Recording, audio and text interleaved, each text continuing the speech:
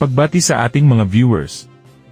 Para sa lahat ng mga senior citizens, may pension o wala, basta isang senior, kayo ang bida simula bukas October 1 to 7. Ipagdiriwang ng buong bansa. Bukas na, simula ng pagdiriwang ng Elderly Filipino Week. Ano ang Elderly Filipino Week? Bakit ito ipinagdiriwang? Magandang umaga po sa ating lahat. Kami po ay nagagalak, no? At nagpapasalamat po kami sa PIA, our partner, no? Forever partner na natin dito sa ating pagpaparating sa ating mga advocacies, sa ating mga kababayan. Today really marks as another landmark for all of us because we are about to celebrate the Elderly Filipino Week that will start October 1 and end October 7. And for this Elderly Filipino Week, kung titingnan natin, our theme is actually Senior Citizens, Building the Nation and Inspiring Generations. At hindi lang po natin pag-uusapan ang ating Elderly Filipino Week, but we will also be discussing kung ano-ano mga programa na meron tayo sa National Commission of Senior Citizens. Kaya magandang umaga po sa lahat at sa mga nakikinig dito sa ating programa. So una sa lahat, this Elderly Filipino Week, which we will be celebrating this coming October 1 to 7, came about during the time of President Fidel Ramos when he issued the Presidential Proclamation 470 declaring October 1 to 7 as the Elderly Filipino Week. That was September 26, 1994. So for us, particularly me, I'm in charge of Southern Luzon. We will be celebrating this Elderly Filipino Week in 3 regions. Region 4A, 4B, and 5. So, yun lang po. Thank you very much. Ano ang aasahang mga aktibidad para sa mga senior citizens? Question ko po, ano po yung mga dapat abangan na activities ng ating mga senior citizens sa darating po na 2024 Elderly Filipino Week po? Yeah.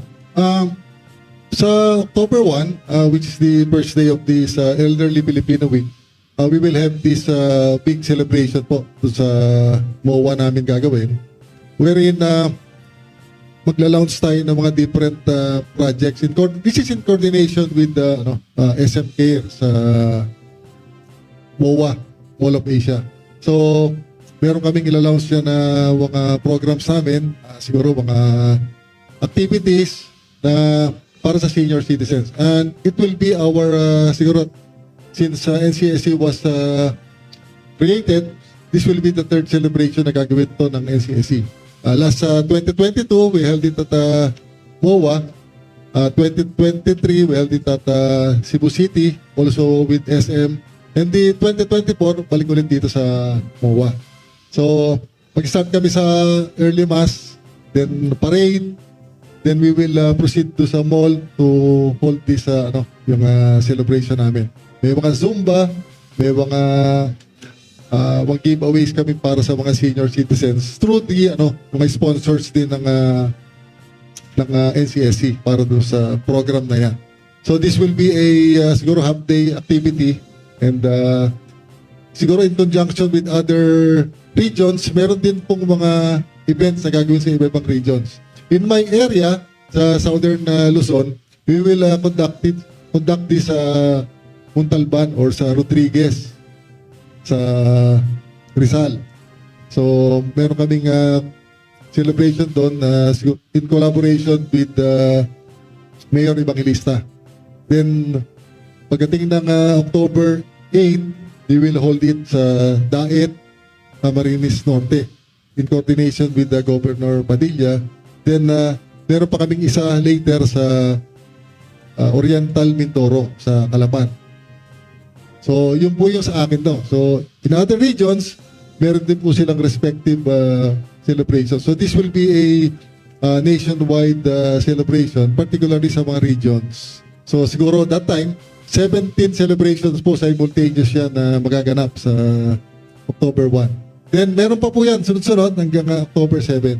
So, very busy po yung mga senior citizens natin. But in other areas, meron pong mga senior citizens association doon na they're conducting this celebration for the whole month Yung sa amin, 1 week lang, no, based on law. Pero sa kanila, based on their own ordinances, 1 month ang celebration nila. So, thank you.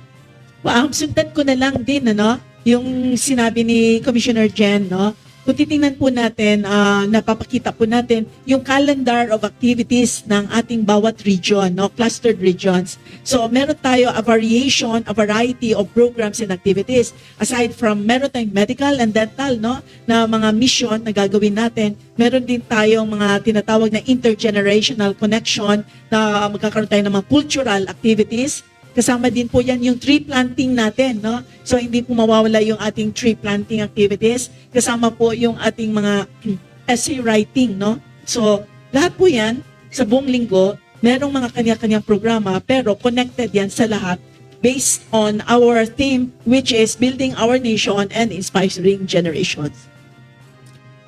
Ang interview na ito ay mula sa ginanap na presscon ng National Commission of Senior Citizens noong nakaraang Biyernes.